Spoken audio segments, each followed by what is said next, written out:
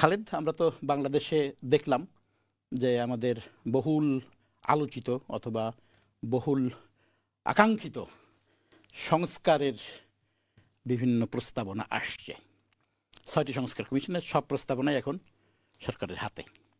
এখন দেখা গেল যে যে কথাটা আমরা আগেও বারবার বলেছি যে এই সংস্কার প্রস্তাবনা হবে থিওরিটিক্যাল, আর এই সংস্কার প্রস্তাবনার থেকে কোনগুলো বাস্তবায়িত হবে সেটার জন্য একটা ইমপ্লিমেন্টেশন কমিটি লাগবে, যেটা এখন আমরা বলতেছি জাতীয় ঐক্যমত গঠনকারী একটা কিছু হয়েছে আর কি, জাতীয় মানে ন্যাশনাল ঐক্য ফ্রন্ট বা এরকম একটা কিছু হয়েছে। যার হলো যে সরকার এখন আলোচনা শুরু করেছে বিরোধী রাজনৈতিক দল আরও যে সমস্ত স্টেক হোল্ডার্স তাদের সাথে আলোচনা শুরু করেছে যে কী সংস্কার করা যাবে এই সময়ের মধ্যে। এই সময় বলতে আমি বোঝাচ্ছি এইটাই যে নির্বাচনের একটা টাইমিং কিন্তু যে কোনোভাবেই হোক এসে গেছে।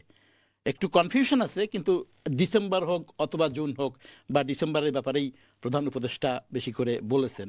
তার মানে হচ্ছে এই সময়টা আমরা পাচ্ছি, এইটুকুন।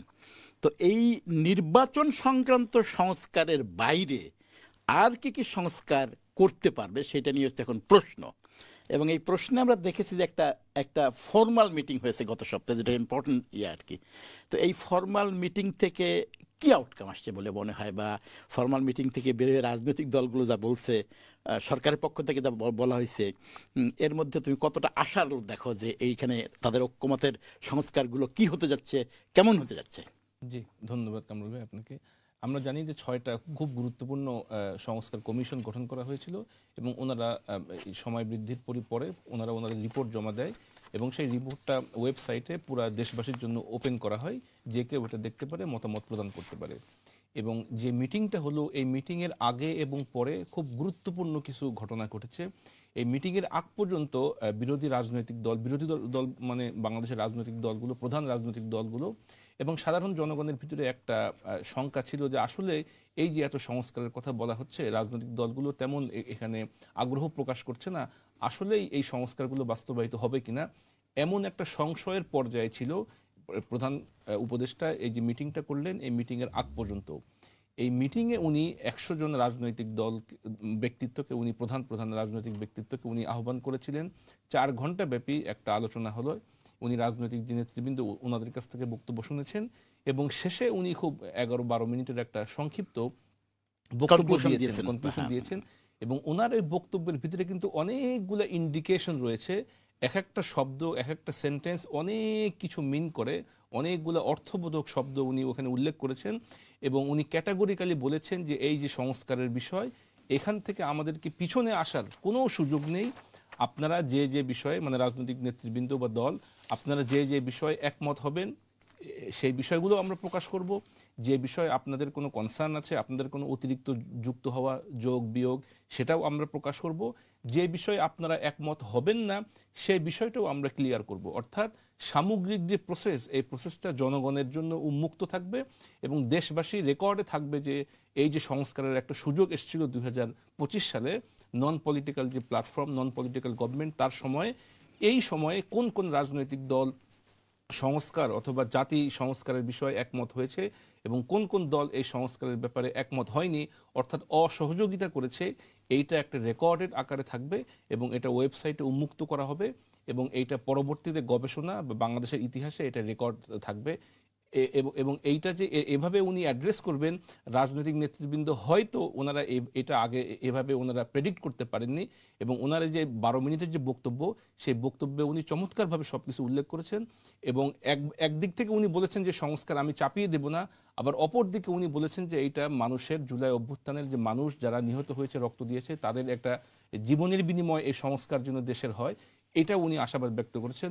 উভয় দিক থেকে একটা ব্যালেন্স করে উনি চমৎকারভাবে ওনার কনক্লুডিং রিমার্কস দিয়েছেন। কিন্তু একটা প্রশ্ন আসছে, যেটা হলো আমাদের প্রধান বিরোধী দলের পক্ষ থেকে, সম্ভবত যেটা আমরা, যদিও ডাইরেক্টলি বিরোধী দল এই ব্যাপারে অফিসিয়াল কমেন্টস কি করেছে আমি দেখি নাই, বিরোধী দল অফিসিয়াল তাদের মিটিংয়ের ব্যাপারে কমেন্টস, কিন্তু দু একটা কমেন্টস দেখেছি যেটাকে আমরা নেগেটিভ না বললেও পজিটিভ যে না, সেরকম কিছু দেখেছি। যেমন রিজভী আহমেদের কথায় আমরা পেয়েছি, বিএনপির যুগ্ম মহাসচিব যিনি, তিনি বলেছেন যে আমাদেরকে ডেকে নিয়ে ইয়ে করা হয়েছে, আর পরে বলা হচ্ছে যে সব ওয়েবসাইটে দেওয়া হবে এবং ওয়েবসাইট থেকে আমরা দেখে নেব। রাজনীতি এইভাবে চলে না। এরকম কিছু কমেন্টস আসছে। অন্যান্য রাজনৈতিক দলরা কি কি বলেছে আমি পুরোটা দেখি নাই, কিন্তু এটা কি মনে হয় যে উনি যেটা বলেছেন বা যা উনি ইয়ে করতে চাচ্ছেন সেটা প্রধান বিরোধী দলের পক্ষ থেকে এটার ইয়ে আসবে, বা অন্যান্য রাজনৈতিক দল পক্ষ থেকে নাকি মনে করা হচ্ছে যে এটা স্মুথলি যেতে পারে? আমাদের বাংলাদেশের 53 বছরের ইতিহাস যদি আমরা সংক্ষিপ্ত আকারে দেখি, তাহলে দেখব যে এরকম সংস্কার করা অথবা নন পলিটিক্যাল পার্টির কাছে ক্ষমতা ছিল, এরকম সুযোগ এসেছিল খুবই অল্প সময়ে। 90 সালের কথা আমরা জানি যে সকল দল সেখানে একমত হয়েছিল এবং সেখানে কিন্তু 29টার মতো টাস্ক ফোর্স গঠন করা হয়েছিল, যে পরবর্তীতে যে ডেমোক্রেটিক পার্টি আসবে ক্ষমতায়, গভর্নমেন্ট, তারা এই টাস্ক ফোর্সগুলো এটা ইমপ্লিমেন্ট করবে। কিন্তু দেখা গেল যে 91 থেকে 94 এই মাত্র 3 বছরের ব্যবধানেই কিন্তু পরবর্তীতে ইলেকশন কিভাবে হবে সেই দিকে ধাবমান হয়ে গেল এবং কোনো কিছুই বাস্তবায়িত হয়নি। ঠিক একইভাবে 2006-07 সালে এমন একটা বিষয় এসেছিল, কিছু সংস্কার খুব নগণ্য হয়েছিল, পরবর্তীতে সেটা আবার বিতর্কে রূপান্তরিত হলো। সেই কারণে এই আগের যে অভিজ্ঞতা, সেই অভিজ্ঞতার প্রেক্ষাপটে বিশেষ করে ছাত্র জনতা যাদের নেতৃত্বে এই জুলাই বিপ্লব হয়েছে এবং বড় অংশের একটা জনগণ, তাদের বক্তব্য হচ্ছে যে নর্মালি একটা দেশের সংস্কার পলিটিক্যাল পার্টি বা পলিটিক্যাল গভর্নমেন্ট তারা করতে চায় না, কারণ এটা তাদের যে স্বার্থ, যে ইন্টারেস্ট, তার বিপক্ষে চলে যায়। যেহেতু আমরা একটা সুযোগ পেয়েছি, নন পলিটিক্যাল কিছু ব্যক্তি বা গভর্নমেন্ট তারা এখন দেশটা রান করছে, এদের মাধ্যমে মৌলিক কিছু রাষ্ট্রীয় সংস্কার হয়ে যাক, বাদ বাকি যারা পরবর্তীতে ডেমোক্রেটিক গভর্নমেন্ট আসবে তারা এটা কন্টিনিউ করবে। এই কারণে রাজনৈতিক দলগুলো এই বিষয়টাকে খুব পজিটিভলি নেবে, এটাও আমরা আশা করতে পারি না।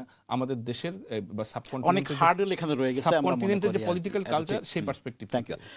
দর্শক মণ্ডলী, আমরা আমাদের সাপ্তাহিক মুসলিম বিশ্বে বাংলাদেশ প্রসঙ্গ আলোচনা করছি। আপনাদের কোনো মন্তব্য, কোনো বিষয়ে আপনাদের কোনো কোশ্চেন অথবা কোনো বিষয়ে আমাদের সাথে আলোচনা করতে চাইলে সুযোগ রয়েছে স্ক্রিনের নাম্বারটিতে ফোন দিয়ে আমাদের সঙ্গে কথা বলার।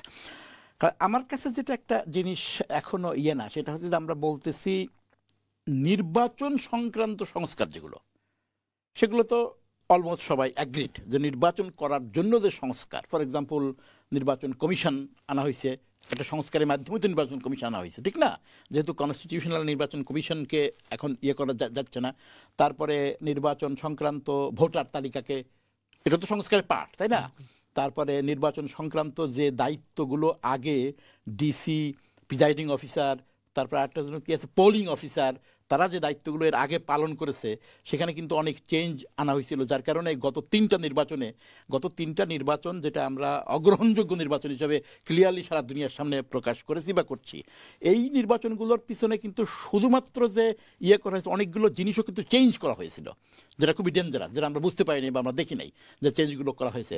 যেমন আমরা জানি যে নির্বাচনের দিনে, এটা হচ্ছে একদম কাস্টম আমাদের নির্বাচনী প্রক্রিয়ার মধ্যে একটা ইয়ে থাকে যে নির্বাচনী দিনে একজন সেন্টারের যিনি প্রিজাইডিং অফিসার থাকেন, মেইন যিনি ইয়ে করেন, তার আন্ডারে কিন্তু ওই দিন ওইখানকার পুলিশ, ওইখানকার যে ইয়ে সব কিন্তু তার আন্ডারে ওই দিনের জন্য থাকে, যে তিনি যা বলবেন তাই। কিন্তু এই সমস্ত নির্বাচনে কিন্তু সেগুলোকে টোটালি অকার্যকর করে ইয়ে করা হয়েছিল। অতএব কোনো প্রিজাইডিং অফিসার যদি মনেও করে থাকে কিছু, সেটা আর কি কিছু আর কি করার নাই। তো এই যে সংস্কারগুলো, এগুলো তো হতে হবে, এগুলো তো মানে আমি যেটা বলতে চাচ্ছি, কোশ্চেনটা আমি করতে চাচ্ছি, নির্বাচন এবং নির্বাচন সংক্রান্ত আনুষঙ্গিক সংস্কারের বাইরে কি সংস্কার মনে করতেছো যে এই সরকার বা সবাই এগ্রি হবে বা করবে? তোমার মাথায় কি কোনো সংস্কার আছে যে এটা করতে পারে? আচ্ছা, খুব চমৎকার প্রশ্ন।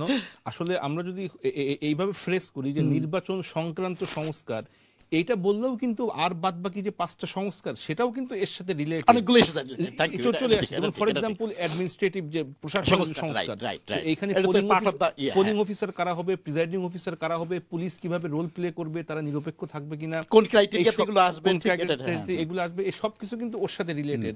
আবার একইভাবে বিচার বিভাগের যে সংস্কার, এই জন্য সামগ্রিকভাবে মানে কতটুকু আমরা হবে বা সামনের দিকে 1 বছর দেখতে পারবো সেটা একটা কোশ্চেন।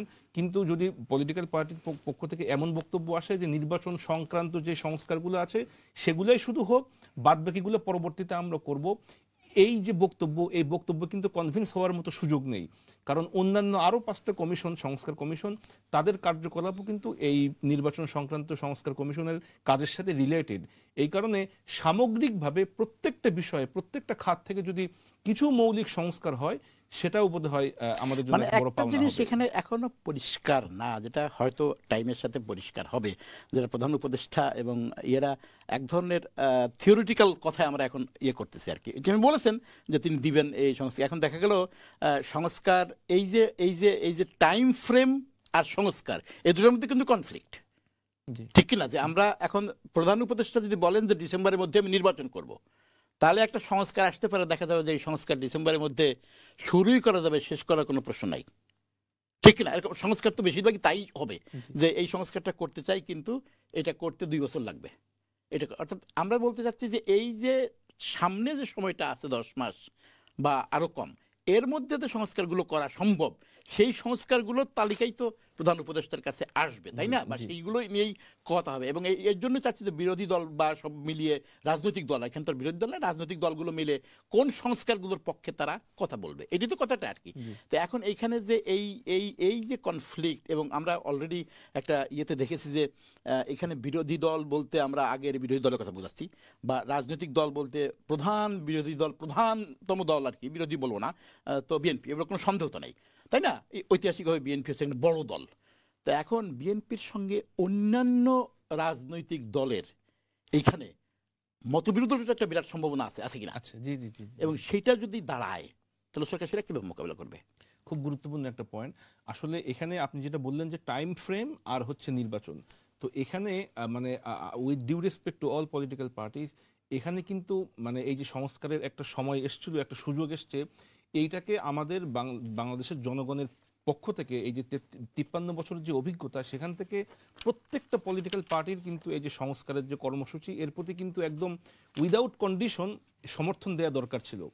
এবং আমরা যে নির্বাচনের জন্য এত তাড়াহুড়া করছি, সেখানে তো হয়তো 6 মাস আগে অথবা পরে, এই 6 মাসের ব্যবধানে তো বাংলাদেশে আমূল কোনো কিছু আটকে থাকবে না বা আমূল কোনো পরিবর্তন হবে না। এই কারণে পলিটিক্যাল পার্টির প্রতি মানে জনগণের যে প্রত্যাশা, এখনও জনগণ বিভিন্নভাবে যেই মেসেজটা দিতে চাচ্ছে, সেটা হচ্ছে যে এই সংস্কার কোনো না কোনোভাবে হতেই হবে, এরপরে পলিটিক্যাল পার্টি তারা ক্ষমতা নেয়, কোনো অসুবিধা নেই। দ্বিতীয় যে পয়েন্ট আপনি খুব গুরুত্বপূর্ণ যেটা মেনশন করলেন, যে প্রধান যে stakeholder, political stakeholder, তাদের মধ্যে তো অবশ্যই ডিফারেন্স অফ ওপিনিয়ন হবে। ফর এক্সাম্পল পিআর এর যে বিষয়টা, এটা তো অলরেডি হয়ে গেছে। অবশ্যই হয়েছে। কিছু দল বলছে যে আমরা মানি, কিছু দল বলছে যে আমরা মানি না। এরপরে জাতীয় নির্বাচন আগে হবে না স্থানীয় নির্বাচন আগে হবে, এরপরে প্রধানমন্ত্রীর ক্ষমতার ভারসাম্য, এরপরে আরো যে মৌলিক কিছু বিষয় আছে সেই বিষয়ে অবশ্যই দ্বিমত থাকবে, দ্বিমত হবে। সেইখানে এটাকে কতটুকু একটা কনসিলিয়েশনের পর্যায়ে এনে একটা ঐক্যমতে পৌঁছানো যায়, এইটা একটা গুরুত্বপূর্ণ বিষয়। আরেকটা গুরুত্বপূর্ণ বিষয় হচ্ছে যে সংস্কারের যে বিষয়গুলো দেশবাসী অবশ্যই দেখেছেন, আপনিও দেখেছেন, আসলে এইটা পড়লে কিন্তু মনে হয় যে অবশ্যই এগুলো হওয়া দরকার। মানে এখানে এমন কোনো বিষয় নেই যে যেটা প্রথম দেখেই আমরা বাদ দিতে পারি। প্রত্যেকটা সংস্কারের বিষয়, যেমন ফর এক্সাম্পল প্রশাসনের যে কিছু নীতিগত বিষয়, বিচার বিভাগের বিষয়, আলাদা সেক্রেটারিয়েট গঠন করা, প্রত্যেকটা বিষয়ে কিন্তু খুব মৌলিক সংস্কারের যে বিষয়গুলি সেগুলো এখানে উঠে এসছে। এবং এইগুলা পর্যায়ক্রমে যদি মিড টার্ম হোক, লং টার্ম হোক, শর্ট টার্ম হোক, এরকম 3টা স্তর ঠিক করে যদি এই সংস্কারগুলো করা হয়, আমার মনে হয় এতে পলিটিক্যাল পার্টিগুলো যে এতটা অপোজ করছে, এতটা সমর্থন দিতে চাচ্ছে না, এটা কিন্তু জাতি হিসেবে আমাদের জন্য একটা অপ্রত্যাশিত বিষয়। আমাদের তো পলিটিক্যাল ইতিহাস বা আমাদের রাজনৈতিক দলের ইতিহাস, তাদের নিজেদের দলের মধ্যে ডেমোক্রেসির প্রতিপালন আমরা জানি, যেগুলো আমাদের দেশে নাই। কিন্তু এখন একটা পার্টে আমরা লক্ষ্য করতেছি, আমরা যখন বলতেছি যে প্রধানমন্ত্রী 2বার বেশি থাকতে পারবে না, ভালো কথা, এই সংস্কার তো সবাই এগ্রি করেছে, ওটা হয়ে যাবে। কিন্তু আমার প্রশ্ন হচ্ছে যে রাজনৈতিক দলের নেতাদের বা রাজনৈতিক দলের মধ্যে যে ওন সংস্কার, এইগুলো কি তারা এগুলোতে কি তারা আগ্রহী বলে মনে হয়? খুব গুরুত্বপূর্ণ বিষয় আপনি মেনশন করলেন ডক্টর কামরুল ভাই। এটা যদি এমন হলে খুব ভালো হতো না, যে ঠিক আছে দেশের সংস্কারের দায়িত্ব ইন্টারিম গভর্নমেন্ট নিয়েছে, তারা 1 বছর বা 1.5 বছর সময় নিক, এই সময়ের ভিতরে আমরা আমাদের দলের ভিতরে যে বিষয়টা আছে, যেহেতু বিগত 15 বছর আমরা আমাদের ডেমোক্রেটিক যে প্র্যাকটিস সেটা আমরা করতে পারিনি, এখন যেহেতু আমরা ফ্রিডম পেয়েছি, ঠিক আছে আমরা আমাদের দলের ভিতরে যে ডেমোক্রেটিক প্র্যাকটিস যেটা চলার কথা ছিল, ইউনিয়ন পর্যায়ে নির্বাচন, কমিটি গঠন করা, আয় ব্যয় প্রকাশ করা, অডিট করা, ইশতেহার দেওয়া, জনগণের কাছে কমিটমেন্ট দেওয়া, সেই কমিটমেন্টগুলোর জন্য আমরা বাস্তবায়ন করি, উন্নত দেশে যে বিষয়গুলো অন্তত প্র্যাকটিস করা হয়। এবং কমিশনের রিপোর্টে আসছে, এই যে কমিশন দিচ্ছে না, একটা কমিশনে শুনেছি, এটা আমি তো পুরো পড়তে পারিনি, একটা কমিশনে রাজনৈতিক দলগুলোর এই সংস্কার করা উচিত, ওখানে কিন্তু উল্লেখ করেছে একটা। এবং যেহেতু নির্বাচনের বিষয়, রাজনৈতিক দলগুলো কিন্তু এমন কমিটমেন্ট আগেই দিতে পারে যে ঠিক আছে আমরা নির্বাচনে কোনো কালোবাজারি, যারা কালো টাকা সাদা করে, যারা টেন্ডারবাজি, যারা সন্ত্রাসী বা যাদের বিরুদ্ধে প্রকাশ্যে মামলা আছে অথবা যাদের বিরুদ্ধে অভিযোগ আছে, এমন ব্যক্তিদেরকে আমরা নির্বাচনে নমিনেশন দেব না। এমন মৌলিক কিছু কমিটমেন্ট আসলে প্যারালাল ওয়েতে, মানে একটা সুন্দর দেশ গড়ে ওঠে পলিটিক্যাল কমিটমেন্টের মাধ্যমে, কারণ পলিটিক্যাল পার্টিরাই দেশটাকে রান করে আর কি। তো এমন যদি কিছু পলিটিক্যাল কমিটমেন্ট পলিটিক্যাল পার্টিগুলো এই সময়ের ভিতরে তারা ডেভেলপ করতো, তাহলে কিন্তু একটা সুন্দর ব্যবস্থা গড়ে উঠতো, যে প্যারালালি দেশের সংস্কার হচ্ছে, ঠিক অপর দিকে পলিটিক্যাল পার্টিগুলো তাদের ভিতরে একটা সংস্কার করছে।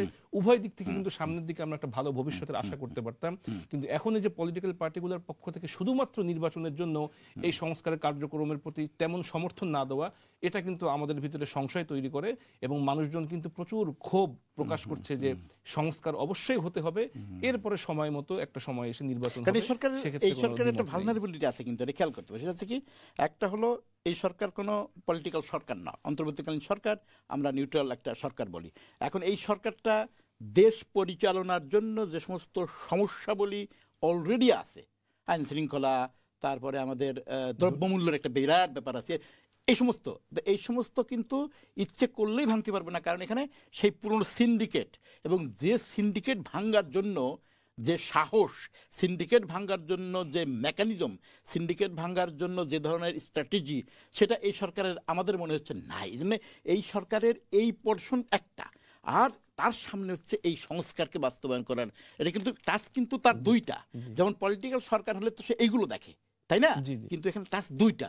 এজন্য সর্বশেষ কোশ্চেন, আমাদের সময় একদম নাই আগে, তোমার কাছে কি মনে হয় সোফার এই 6 মান্থস আর সামনে, তুমি কি আশাবাদী যে সরকার ইউনূস সাহেব যেভাবে করতেছেন, তার যে মানে টিম যেটা আর কি, আমরা, তুমি কি আশাবাদী যে এরা আসলে যেতে পারবে? আসলে এই যে ব্যক্তিরা দায়িত্ব নিয়েছেন, এনারা তো প্রত্যেকেই খুবই সফল, স্ব ক্ষেত্রে সফল, এবং প্রত্যেকেই অভিজ্ঞ, এবং ওনারা খুব মারাত্মক একটা চ্যালেঞ্জ হাতে নিয়েছেন। এমন মানে বলা যায় যে অগ্নিকুণ্ডের উপরে ওনারা বসে আছেন। এবং যেটা আপনি বললেন যে আসলে পলিটিক্যাল পার্টি ক্ষমতা থাকলে প্রত্যেকটা ইউনিয়ন পর্যায়েও তাদের লোকবল থাকে, তারা সেখানে সাপোর্টিভ রোল প্লে করে। যেহেতু এনারা ব্যক্তিকেন্দ্রিক একটা শাসন চলছে, তবে এখানে আমাদের আশার ভরসা হচ্ছে ডক্টর ইউনূস সাহেব, ওনার প্রত্যেকটা পদক্ষেপ আমরা দেখছি, বিশেষ করে অর্থনৈতিক ক্ষেত্রে, ইন্টারন্যাশনাল রিলেশনসের ক্ষেত্রে উনি খুব মানে ক্রিটিক্যালি রোল প্লে করছেন এবং পজিটিভলি রোল প্লে করছেন। বিভিন্ন ভালো ভালো বিষয় আমরা দেখতে পাচ্ছি। আমি পার্সোনালি অবশ্যই আশাবাদী, ভালো কিছু অবশ্যই হবে।